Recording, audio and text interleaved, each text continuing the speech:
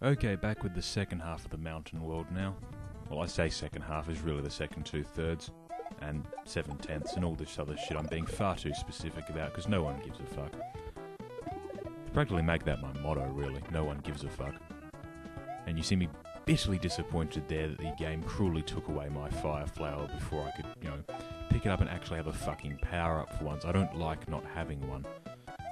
Makes me feel weak and small. And here comes the fun part. When you get into one of these little single stage pickup areas, you need to take out every enemy on the screen. Game includes shells in that one. So while I use the shell to kill the boomerang brother exceedingly easily, I then had to actually get rid of the damn thing with no comfort margin right there. We have a sprout who loves collecting rare seeds. He's a flower. He should be able to make some seeds of his own. I don't know, maybe he's just got a fetish for seeds of other species, plant equivalent of yellow fever. Can't believe I just said that. But anyway, and I keep fucking forgetting that the Bullet Brothers, as I've taken to calling them, can't actually be hurt by fire. Much like the things they throw, they are immune. And you see me getting my ass absolutely beat there by banging against the note block. Fuck you, Ray. Never gonna let you live the note blocks down because I'm a dick and you left me to do this project by myself. Yeah, I know it's only fair payback for me disappearing during the last bits of Rise to the Challenge, but just, I'm better than you. And we're gonna continue on here. It's really a pretty simple level. A lot of semi-difficult jumping. Well, I say semi-difficult, I mean semi-difficult by the standards of Mario World, not by the standards of Mario World ROM hacks, which aren't so much standard as a list of ways to get your ass kicked. And, also a list of bad bits of game design. So that level was over and done with. A lot of the levels are quite short in this one. Which, by the way, is also why you're not seeing me do any new Deception videos at this point in time. Levels and videos in this game are quite quick. I can do them without a lot of forward planning, a lot of trial runs, stuff like that. I can't do a Deception run just out of the block. It takes several goes. So, yeah, I can do... in half an hour I can do 20 minutes of game footage for this. Half an hour of Deception 3 gets me a rough idea of what the fuck I need to do for the level to record. So, my time's a little bit precious at the moment, so... I don't know why I wasted so much time getting that jump right, which you didn't see, obviously. And we're going to run down here. We're going to see what that suspicious looking face block has. I'm not sure, but I suspect it has something. And it's a power block. Which I think just shows you how long ago I recorded some of this footage, even though it's only been about a week.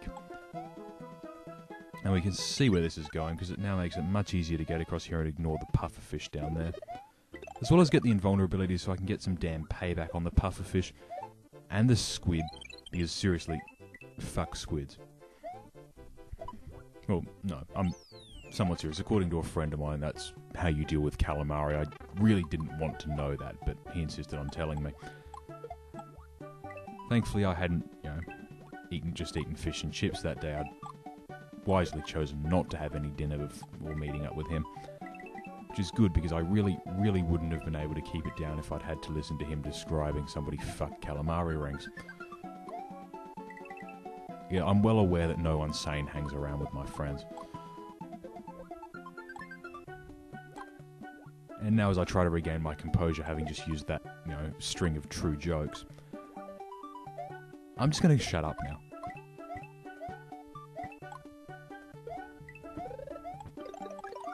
Okay, I think I've got my composure back, and we're done with the level, thank God. Well, we're done with the normal exit for this world. It's actually quite a short world relative to some of the other ones.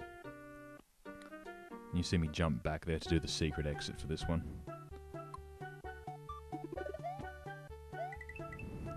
Oh yeah, this is the keyhole exit, I believe. Yes, it is, because I just saw that 30 fucking seconds ago. Get your act together here.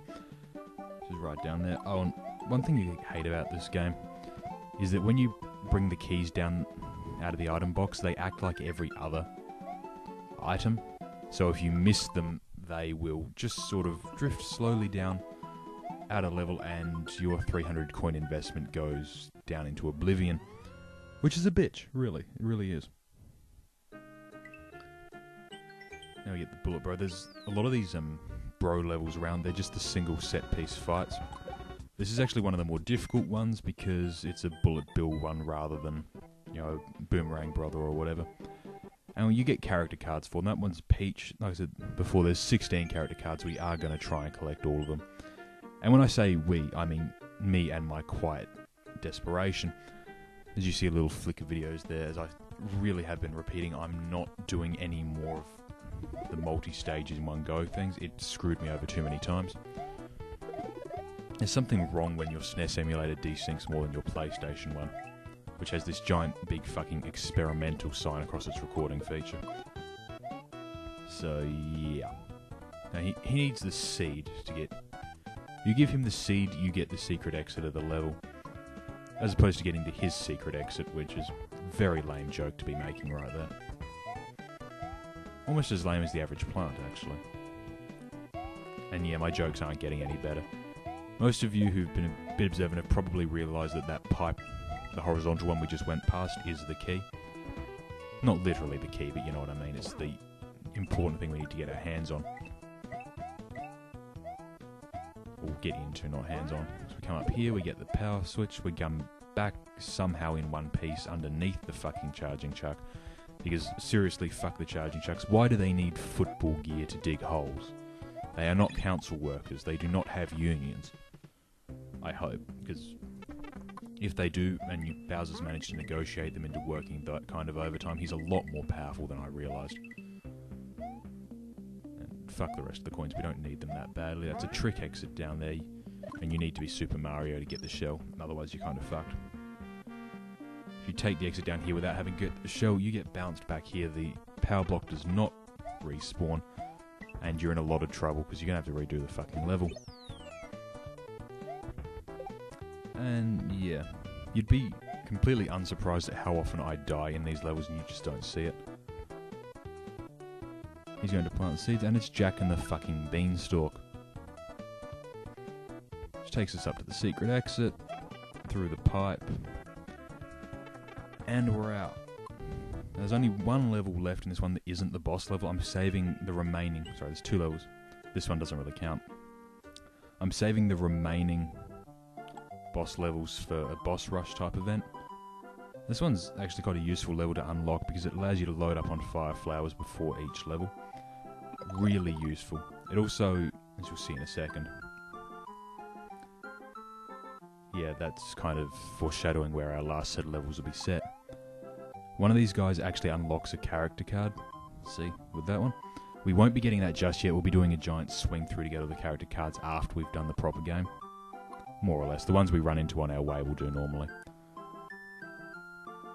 And yes, Golden Yoshi really is that, you know, egomaniacal, if that's even a word.